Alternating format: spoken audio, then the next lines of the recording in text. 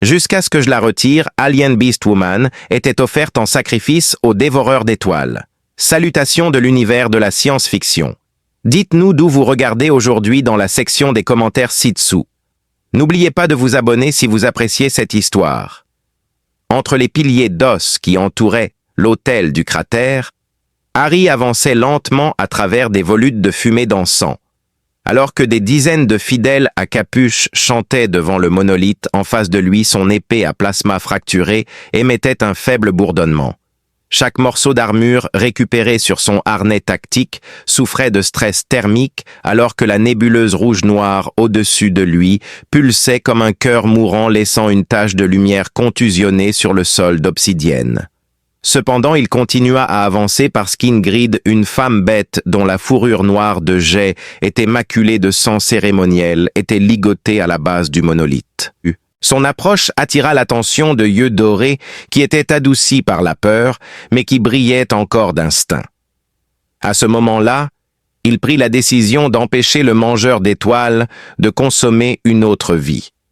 Le tranchant d'un couteau, fait de poussière d'étoiles pétrifiées, vibrait avec des mathématiques interdites lorsque le grand prêtre le leva. En faisant exploser le silence lui-même avec une grenade flash sonore, Harry a étourdi les premières rangées du culte et a créé une voie qu'il a empruntée, prêt à briser chaque chaîne qu'il voyait.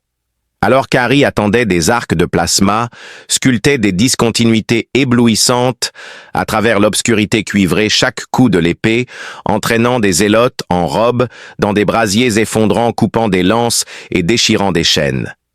Avec un souffle rauque qui était à moitié reconnaissant, à moitié incrédule, Ingrid fut libéré alors que la dernière goupille de la chaîne fondait des étincelles attrapant sa fourrure. La congrégation avait à peine récupéré de son incrédulité quand il se retourna et passa un bras autour de sa taille. Une lumière violette s'échappant de leurs orbites, les masques des crânes étoilés se penchèrent à l'unisson dans leur colère. Ils se précipitèrent, mais Harry gagna quelques secondes en lançant une charge thermique qui explosa en un mur de flammes vertes et blanches. La volonté d'Afrosios se ralluma lorsque les yeux d'Ingrid reflétèrent le feu. Elle reprit son équilibre et planta ses dents dans ses ravisseurs. Harry s'autorisa un sourire crispé, démontrant qu'une flamme restait vive. Après cela, il activa la superposition de la route sur sa visière qui indiquait une montée en direction de la pente nord où la navette d'extraction attendait impatiemment et camouflée. À peine quelques pas avaient été faits lorsque le sol du cratère se brisa comme du verre brisé. Un tentacule de ténèbres vivantes plus épais que la coque d'un croiseur stellaire émergea de cette blessure, sa surface tourbillonnant de mousse qui dévorait le hurlement du vent. Les cultistes les plus proches de l'abîme furent aspirés en hurlant dans la colonne alors que la gravité cédait leurs corps étirés comme des silhouettes de rubans avant de disparaître complètement. Ingrid sursauta, mais Harry la saisit fermement et la tira dans une course.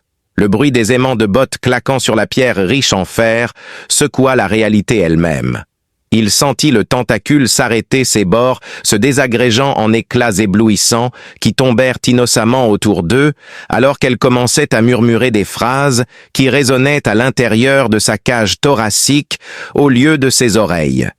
Il faudrait du temps pour comprendre. Il prit un répit pour le moment, naviguant entre les braseros tombés, sautant par-dessus les côtes brisées de titans fossilisés et arrivant à la pente de la crête, où les affleurements de basalte offraient peu de protection contre la vallée de boulons de plasma qui sifflaient derrière leurs talons.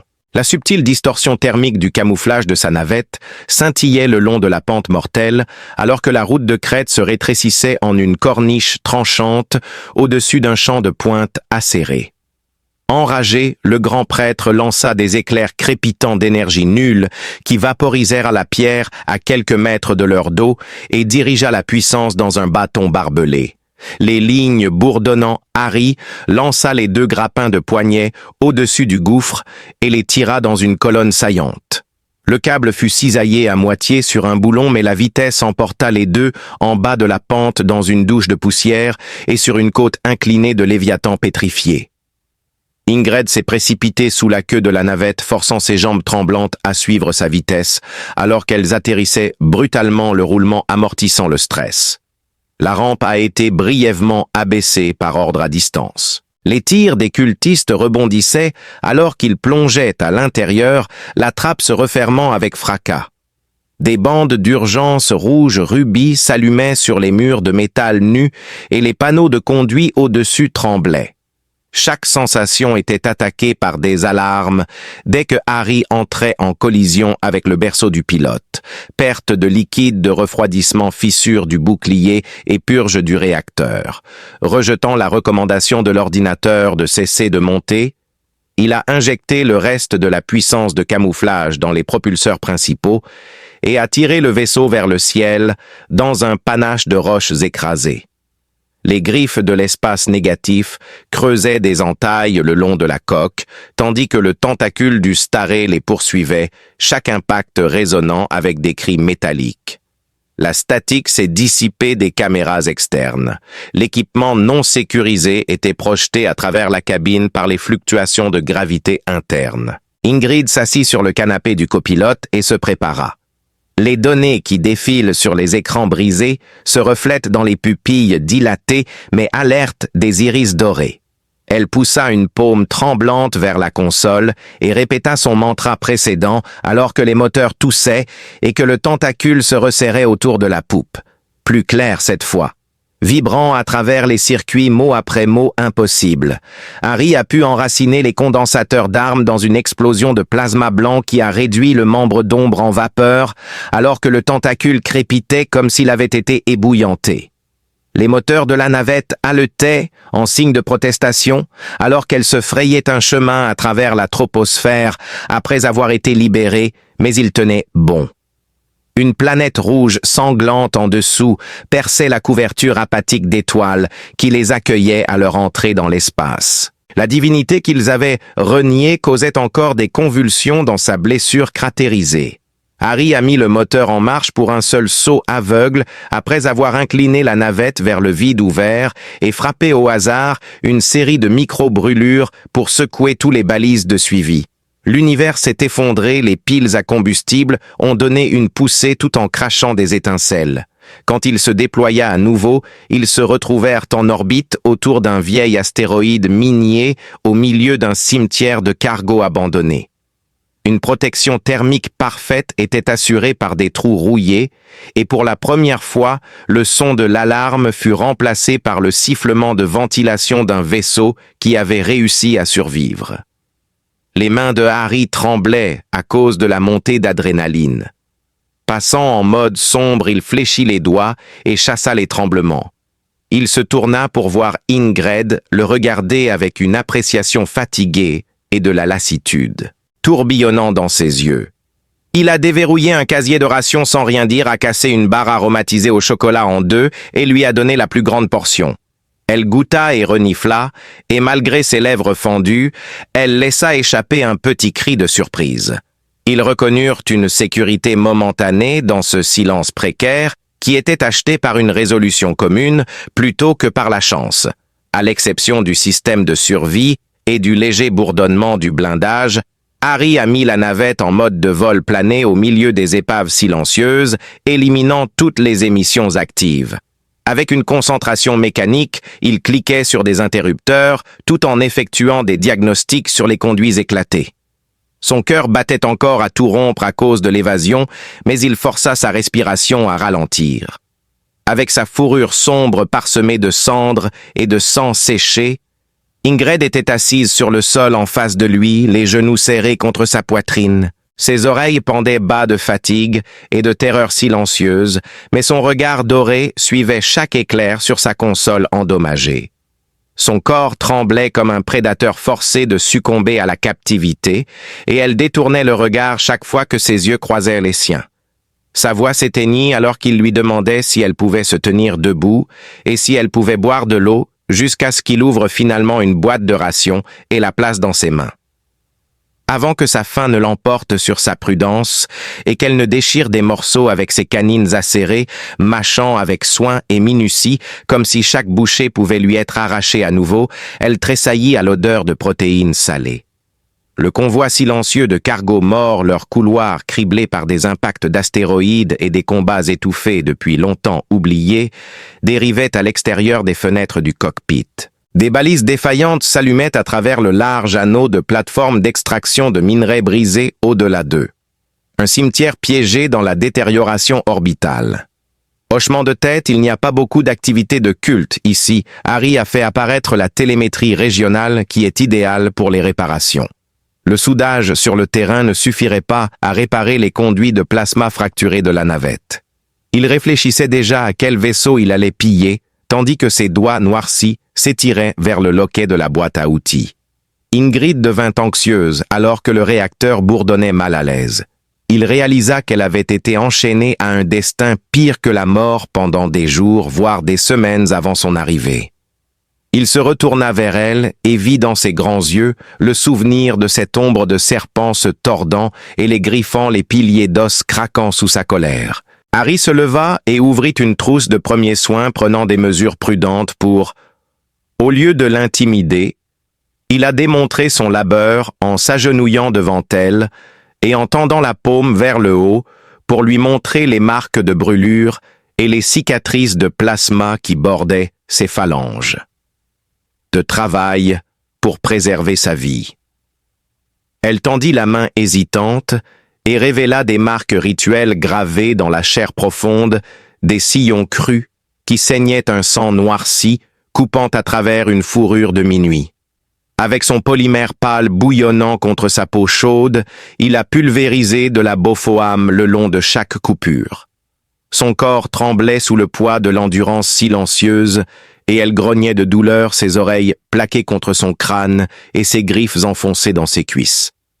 Il était impressionné par sa maîtrise. Sous ce traitement, la plupart des gens auraient crié, mais elle serra les dents et fronça les sourcils à travers les larmes, comme pour le défier de la plaindre. Il murmura doucement en travaillant. « Tu les as tenus à distance, d'une voix aussi rauque et basse que des pierres qui se frottent l'une contre l'autre à cause de trop de cigarettes non filtrées dans les camps de guerre. » Elle secoua brusquement la tête, semblant nier tout mérite pour la force qu'elle avait canalisée, puis cligna des yeux ses iris dorés, se fixant sur ses yeux gris. Alors que la perplexité se répandait sur son visage, avant que la réalisation ne se fasse jour, elle dit « Quand tu as chuchoté à cette chose, tu l'as empêché de nous écraser. » Quand elle a finalement parlé, c'était d'une voix rauque, mais mélodieuse, avec une petite touche féline dans chaque mot. Mes cicatrices étaient la cause, pas moi. Il prononce son nom. Le poil hérissé, elle passa sa main sur les crêtes incrustées de sang le long de sa cage thoracique. Je suis une clé de nuit.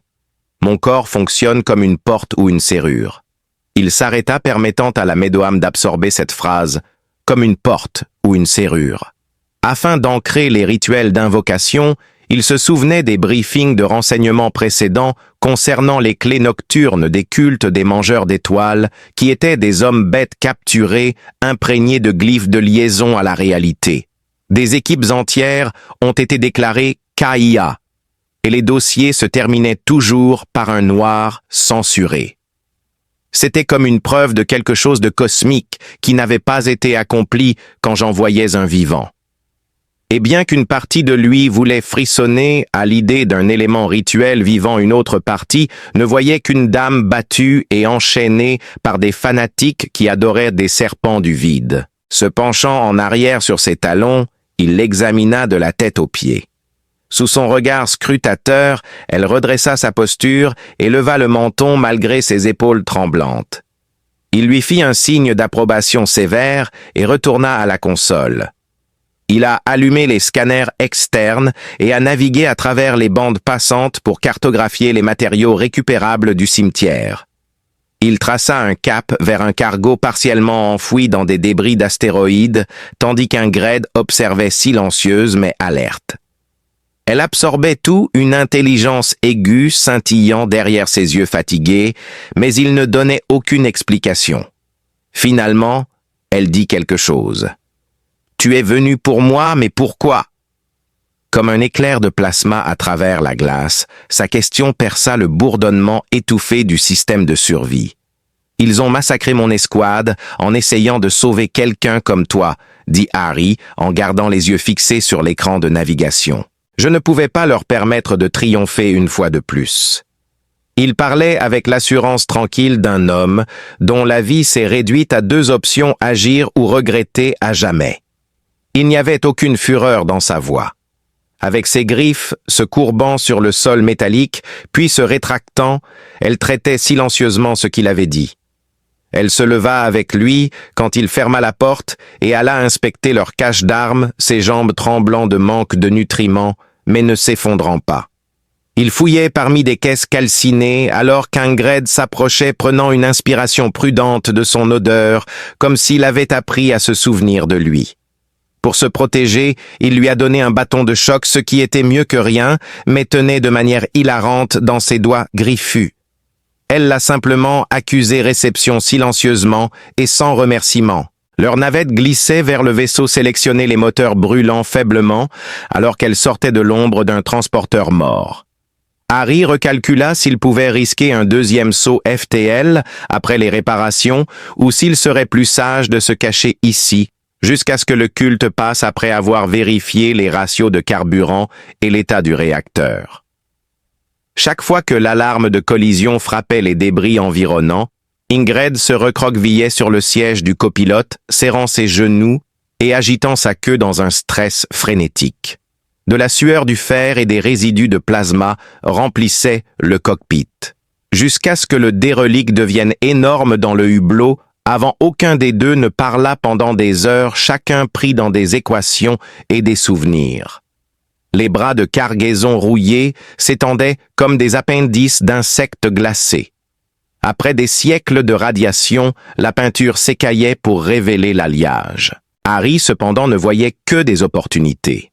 Assez pour durer encore une journée des piles à combustible, des recycleurs d'oxygène intacts et des bobines de plasma supplémentaires. Avant de sceller son casque, il jeta un coup d'œil à Ingred et mit les lumières du cockpit en rouge pour la discrétion. Inébranlablement, ses yeux dorés rencontrèrent les siens. Il rompit le contact et ferma les commandes de la rampe parce que le moment lui semblait trop personnel et chargé d'une dépendance non dite. Ensemble, un soldat brisé et une serrure vivante plongèrent dans le silence de la décompression, chacun se demandant ce qui se trouvait à l'intérieur du corps d'un vaisseau qui orbitait dans l'obscurité oubliée. Aucun d'eux ne dit rien, mais les oreilles d'Ingred se dressèrent un peu pour la première fois, comme si elle réalisait qu'elle n'était plus seule dans l'oubli. Un gémissement métallique résonna à travers la coque du cargo mort, comme un battement de cœur indésirable, alors que la rampe de la navette s'écrasait contre son pont de chargement corrodé. Harry sortit en premier, son arme pointée vers le bas, mais prête la visière de son casque glissant sur des drones de chargement brisés et des caisses cassées, comme si le temps lui-même les avait arrêtés net. Ingrid le suivait à pas feutrés pieds nus sur le métal froid, sa fourrure bruissant dans l'air vicié recyclé. Ses oreilles frémissaient d'une alerte prédatrice, tandis que son regard doré se faufilait entre les ombres. Bien que cela semblait être plus pour un confort psychologique que pour une protection pratique, elle tenait le bâton de choc dans ses mains. L'intérieur du vaisseau était un mausolée de silence.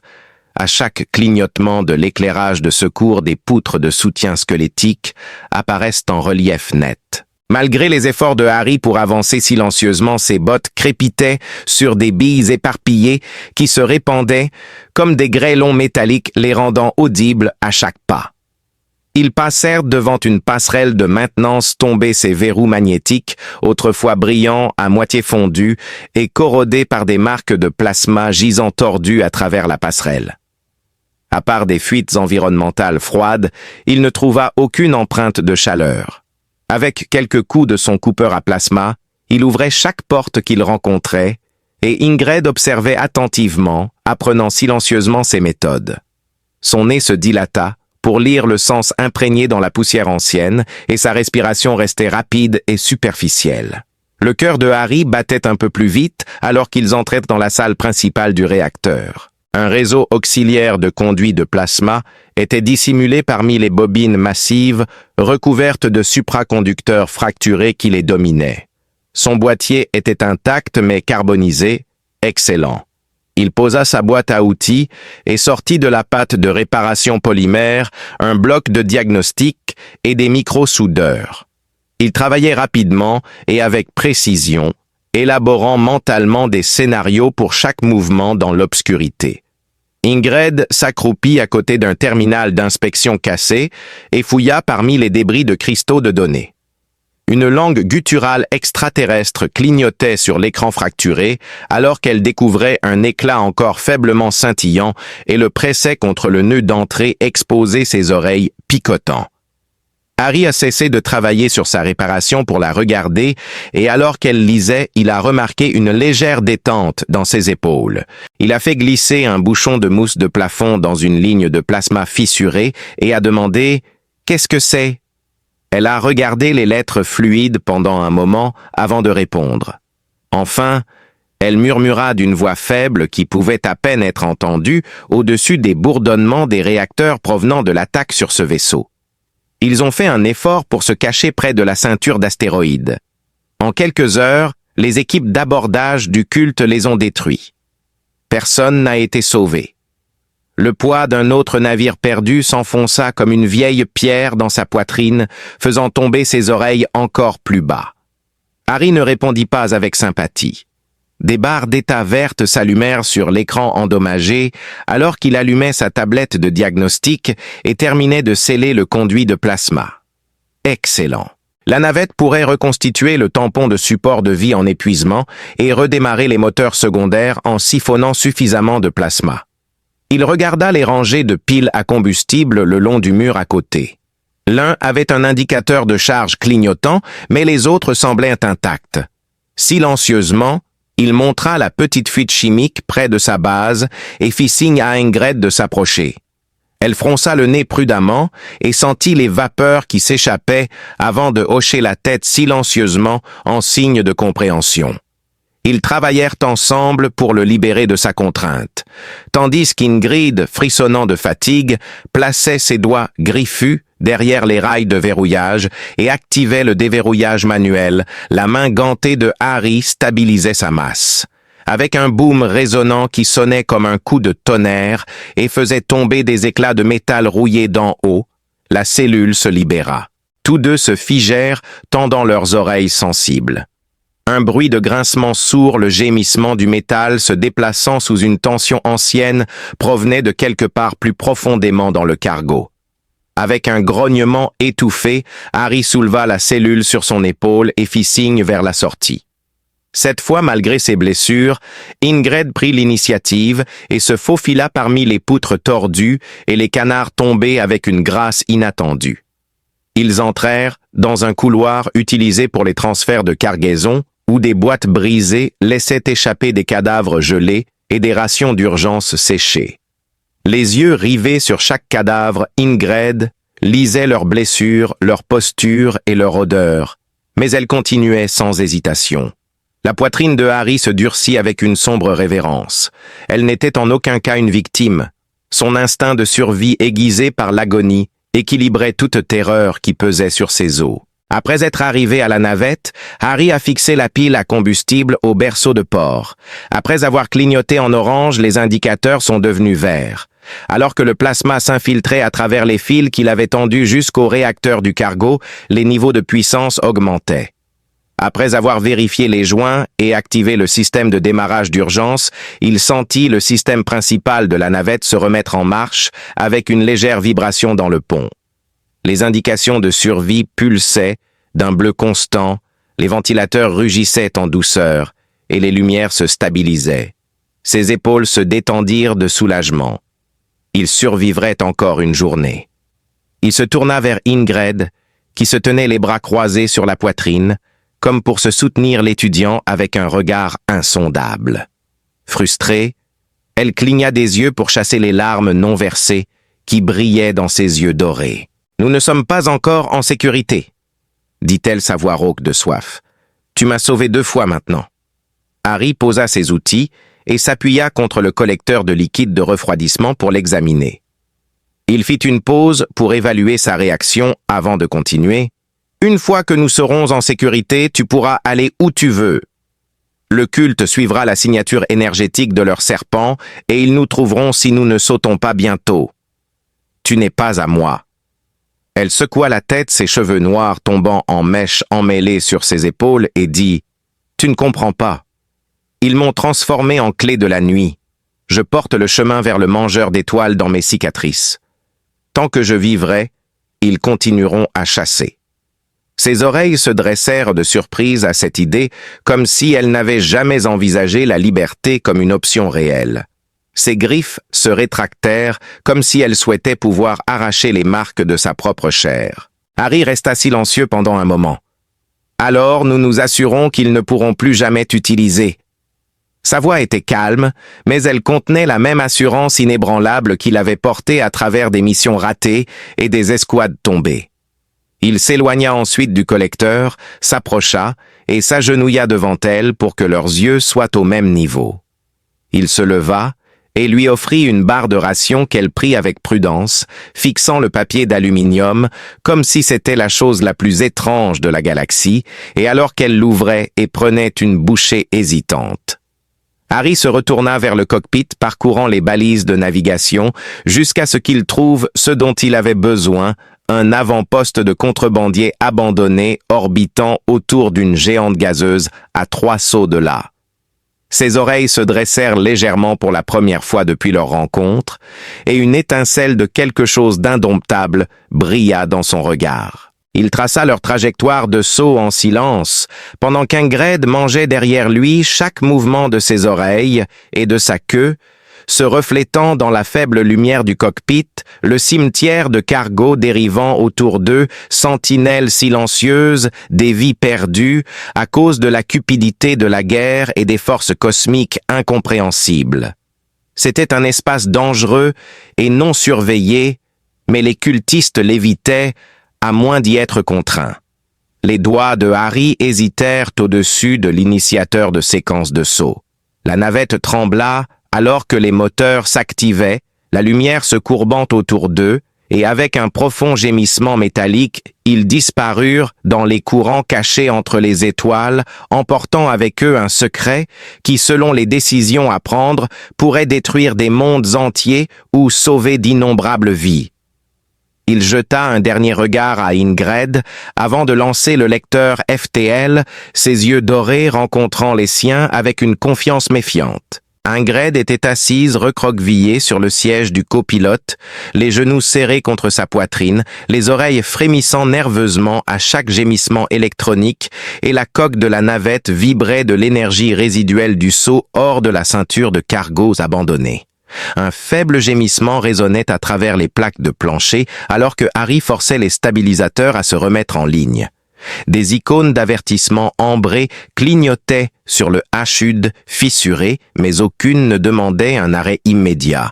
Alors il les laissa brûler, tout en réalignant les vecteurs de trajectoire. Elle n'avait pas parlé depuis leur lancement. Son silence était plus une acceptation usée qu'une colère. Ses yeux dorés toujours fixés sur le tunnel de distorsion tourbillonnant au-delà de la vitre du cockpit, sa fourrure sombre, ondulant à chaque scintillement de lumière bleue qui les traversait. Ils avaient besoin d'un oracle d'un chronomancien ou de quelqu'un qui pouvait lire le langage des étoiles gravé dans la chair d'Ingrid pour savoir comment détruire ou dissimuler ce qu'elle portait. Harry restait silencieux également, ajustant leur approche vers Ashkara 7, une lune extérieure orbitant autour du géant gazeux Tyransbane. Il se souvenait de renseignements fragmentés sur ces bizarreries de surface, mi-marché, mi-labyrinthe de temples, où des courtiers de données hors la loi échangeaient des reliques trop dangereuses pour les marchés noirs ouverts. Harry a réglé les paramètres de la rentrée, a regardé les flammes de la rentrée lécher les plaques métalliques de la coque qui gémissaient sous la pression. Ingrid s'est appuyée contre la paroi du cockpit, les griffes enfoncées dans le rembourrage, alors que la gravité les tirait vers le bas et la navette est tombée en orbite basse au-dessus de la surface ocre d'Ashkara. 7.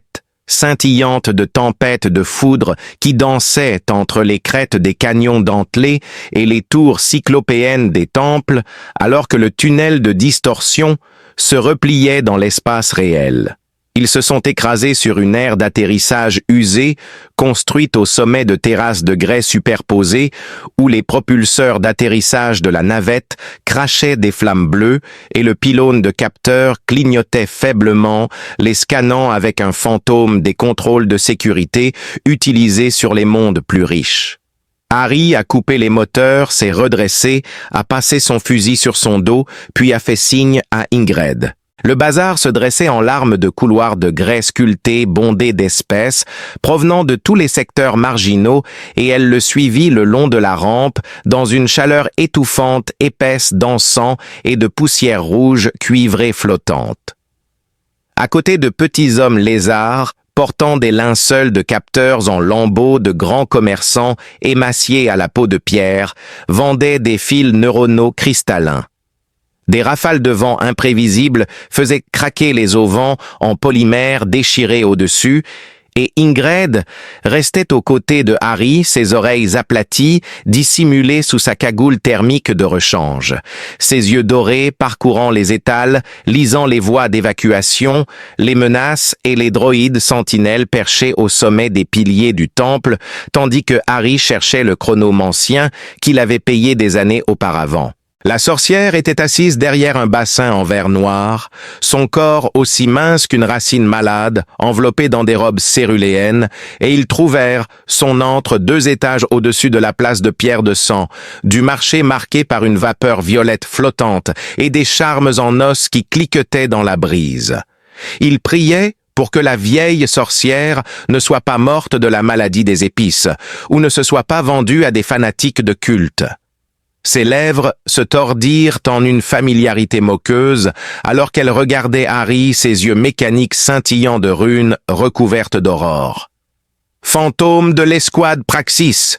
Elle râla d'une voix comme du sable raclant la roche. Ses yeux se tournèrent vers Ingrid, qui se raidit ses griffes perçant la capuche volée de Harry, et elle dit « Tu es revenu avec la mort à tes côtés. » Il s'avança, abaissant sa capuche. La calligraphie de Star Eater était gravée sur ses cicatrices. Les doigts mécaniques de la sorcière tambourinaient sur son bassin, provoquant des ondulations de statique bleue à apparaître sur sa surface graisseuse. « Nous avons besoin d'une traduction.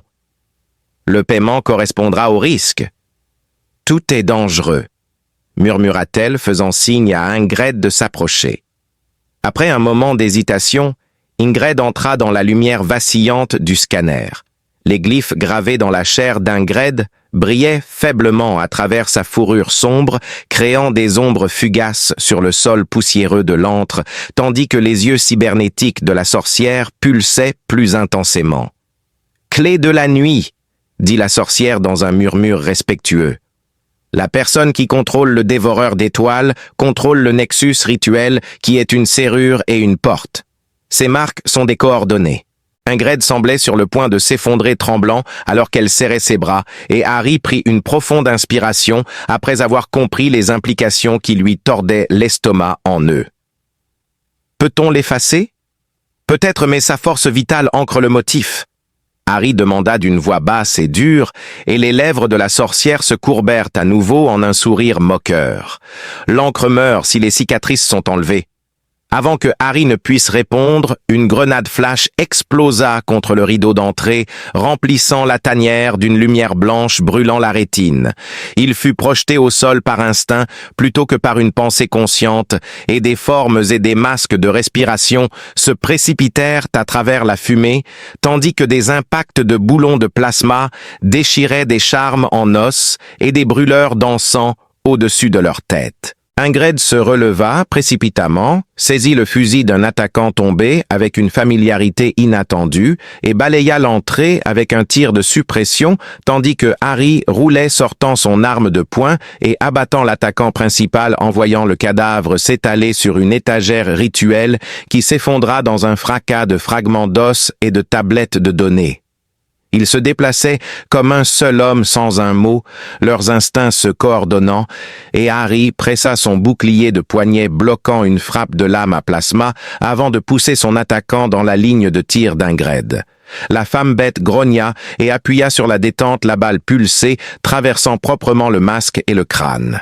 La sorcière hurla de rage, alors que des éclairs égarés brisaient son bassin, un fluide azur jaillissant sur les carreaux fissurés. Harry attrapa le poignet d'Ingred et courut dans un escalier de grès sautant par-dessus un vendeur d'épices tombé et dans une ruelle bordée de glyphes néons clignotants annonçant des cliniques de modification génétique.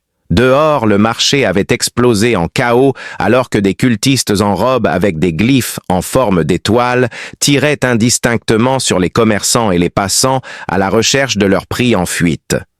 Le cultiste derrière eux tomba, le sang se vaporisant dans la chaleur du désert, et Ingred tira par-dessus son épaule, en courant les yeux dorés, réduits à des fentes, la gueule tordue de fureur silencieuse. Il activa son uplink calme, contournant le brouillage local juste assez longtemps pour signaler le démarrage automatique de la navette, espérant que ses moteurs fissurés s'allumeraient avant qu'ils n'atteignent la plateforme. Alors qu'un éclair de plasma frappait un étal de fruits à côté d'eux, faisant exploser des gousses en fermentation en un jet acide bouillant qui fondait les carreaux de pierre en ruisseaux fumants, elle attrapa le bras de Harry et le tira derrière un abri. Il s'agenouilla, le viseur de son fusil verrouillé, sur un tireur d'élite cultiste, assis au sommet d'une arche de temple, et avec une respiration régulière, il pressa la détente en voyant une balle cinétique directement à travers la crête crânienne du tireur d'élite. Les cultistes se rapprochèrent des deux flancs, le feu plasma sifflant à côté, et Harry plaqua sa dernière grenade thermique sur le boîtier de la pompe à carburant de la plateforme, tira Ingred sur la rampe et déclencha la détonation alors qu'il plongeait à l'intérieur. Le cultiste tomba silencieusement, ses robes flottant comme des ailes déchirées, et ils arrivèrent sur la plateforme d'atterrissage alors que la navette rugissait, son échappement brûlant le grès fissuré. Les moteurs hurlaient de protestation, les plaques de la coque vibraient alors qu'ils s'élevaient vers le ciel, les nuages du crépuscule les enveloppant d'une brume cramoisie, et Ingred s'effondra sur le siège du copilote, la poitrine haletante, les oreilles aplaties par le choc de l'adrénaline. L'explosion déchira une boule de feu blanche épanouie à travers les attaquants poursuivants avec des ondes de choc secouant la navette.